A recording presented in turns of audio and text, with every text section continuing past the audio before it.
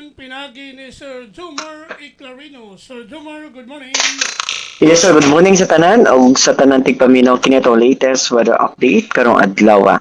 So ganiya alas 3 sa kadlaw ng sentro ng Tropical Storm Maymay na sa vicinity sa may bantay Ilocos Sur ug na ay maximum sustained winds na 65 kilometers per hour doon sa sentro ug ang gustiness kini abot sa 110 kilometers per hour. So under gihapon kini sa tropical storm category, nagirog kini sa pasilangan sa gitaspaso na 10 kilometers per hour. Samtang habagat paday nakaapekto sa habagatang bahin sa Luzon, lakip na ang kasat pambahin sa Visayas.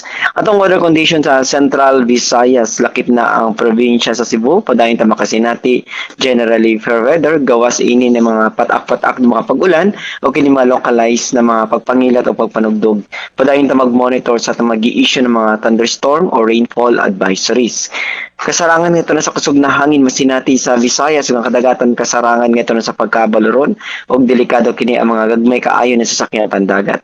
Temperatura sa Cebu 27 to 33 degrees Celsius, haring adlaw mo salap alas 6 sa hapon. Dagat muna sa alas 10:01 karong buntag mutaob sa alas 3:45 sa hapon. Philippine Standard Time alas 6:03 sa buntag gikan diri sa Mactan Pag-asa Visayas, DOST Jomar Iclarino. Salamat.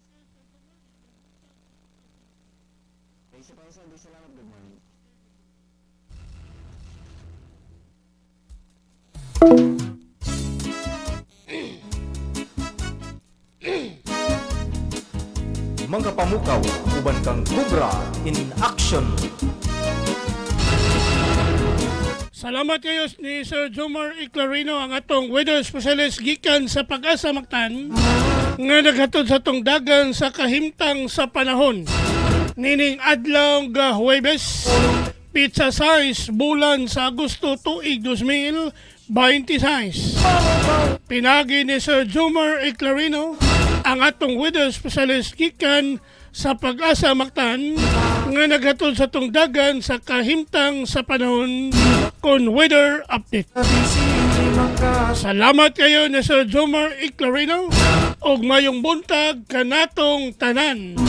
Og magamputan kung balitaning atong dakbayan, mahibalo gayon ang katawhan, mamita sa trapiko inyong masayran. Sa Lapu-Lapu City TV News #1.